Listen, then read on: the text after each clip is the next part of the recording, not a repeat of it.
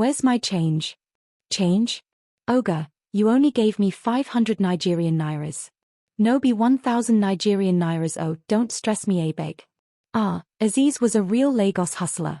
He was the kind of taxi driver everyone in town feared because of his tricks. His plan was simple but sharp. When passengers paid him, he'd lie about how much they gave him and keep the rest.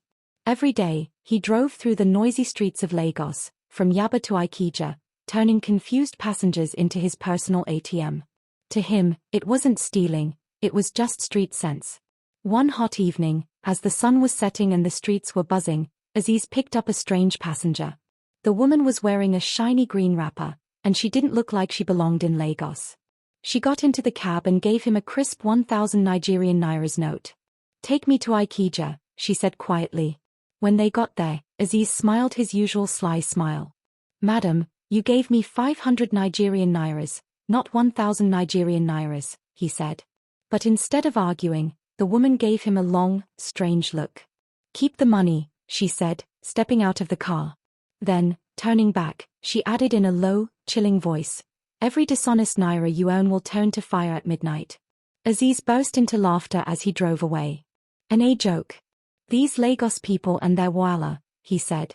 But when the clock struck 12 that night, Aziz wasn't laughing anymore. His hands were burning, his pockets were hot like pepper soup, and the money? It was turning into hot coals. Aziz woke up screaming. His hands were on fire, or at least, that's what it felt like. He jumped out of bed, shaking his pockets, but it only made things worse.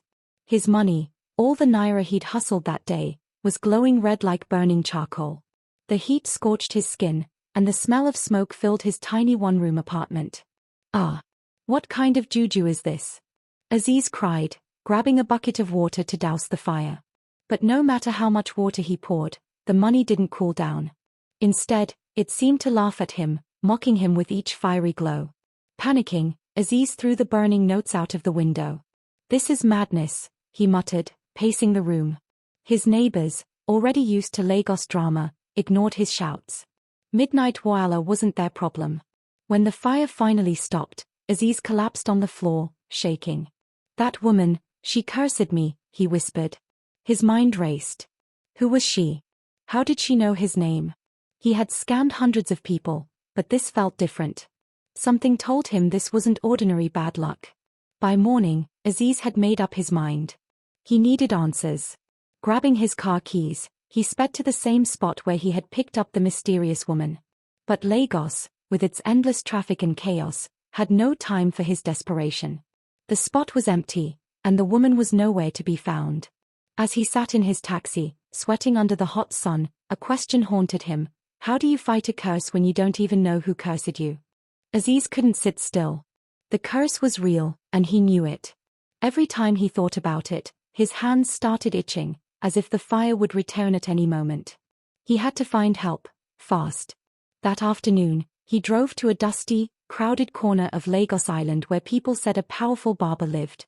Barber Kazim was famous for solving all kinds of problems, love troubles, missing money, even curses. Aziz had never believed in all that, but now? He was desperate. When he entered the barber's shrine, the air felt heavy. The walls were lined with strange carvings, and the smell of burning herbs filled the room. Barber Kazim sat cross-legged on a mat, his long beard making him look like an ancient king. He didn't even look up when Aziz walked in. "Barber, please, I need your help," Aziz stammered. "There's this woman, she cursed me, and now my money turns into fire at midnight." Barber Kazim finally looked at him, his piercing eyes making Aziz feel small. The old man said, stroking his beard. "So, you think you can cheat people and go free? Now, the spirits are angry." "Barber, it's not like that, oh." Aziz protested. I didn't know it would get this bad." The barber sighed and shook his head. "The curse won't go until you make things right," he said. "But be careful. If you try to trick the spirits again, the fire won't just burn your money, it'll burn your life." Aziz's heart dropped. "Make things right? How?" The barber handed him a small calabash filled with black powder. "You must find the woman who cursed you. But first, sprinkle this powder in your taxi. It will guide you to the truth, if you're ready to face it." As Aziz left the shrine, clutching the calabash. He couldn't shake the barber's words. The fire won't just burn your money, it'll burn your life. Back in his taxi, Aziz stared at the small calabash Barber Kazim had given him. Guide me to the truth, he muttered, shaking his head. This better work. Oh. Taking a deep breath, he sprinkled the black powder on the floor of the car. At first, nothing happened. The taxi sat still under the blazing Lagos sun, and Aziz felt foolish. This barber don't chop my money for nothing, he mumbled. But just as he turned the key to start the car, something strange happened. A cool breeze swept through the taxi, even though the windows were rolled up. The steering wheel jerked slightly, and before he knew it, the car seemed to be moving on its own. Hey! Wetting be this! Aziz shouted, gripping the wheel. But no matter how hard he tried to control it, the car refused to obey him.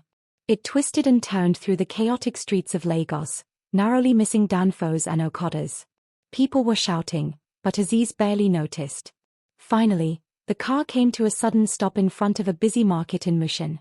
The air smelled of fried puff-puff, fresh fish, and hot asphalt. Aziz climbed out of the car, his heart racing. He looked around, confused. Why here? What am I supposed to do now? He muttered. Just then, he spotted her, the mysterious woman in the green wrapper, standing by a stall and buying plantains. Her calm face sent a chill down his spine. He hesitated, but the powder in the car began to smoke slightly, pushing him forward. Gathering his courage, Aziz walked up to her. Madam, please, I beg you. I know what I did was wrong. Help me remove this curse. The woman turned slowly to face him. Her expression was unreadable, but her voice was cold. So, you've come to beg, she said. Do you think forgiveness is that easy? Aziz dropped to his knees, his heart pounding in his chest. Madam, please. I'm sorry for everything I did. I didn't know the curse would be this bad. I just want to be free of this fire. The woman didn't move. Her eyes were as cold as the midnight flames that had torched his pockets. You think your apology will end it all? What you've done is more than just stealing a little money. You've been stealing people's trust, their hope. And that, Aziz, is what the spirits care about. Aziz's mind raced. He had no idea what to say next. Please, what can I do? He begged, his voice barely above a whisper. The woman's lips curled into a faint smile. You want forgiveness, but it will cost you. You must return every coin you took from people.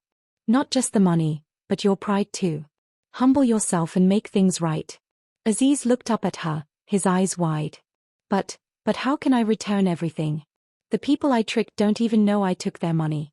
What do I tell them? She stepped closer, her voice low and powerful. You must find every single person, go to them, and confess. You can't hide behind your lies anymore. And remember, Aziz, when you pay back what you stole, you're paying for the trust you broke. Aziz swallowed hard. He didn't know if he could do it, but the thought of burning in a never-ending fire made him shudder. I'll do it. I'll find them all, he promised, standing up. The woman nodded, her face softening just a little. Good. But remember, there's a time limit. Midnight is coming again, and you don't want to feel the fire again. With that, she turned and walked away, disappearing into the busy market like she'd never been there at all.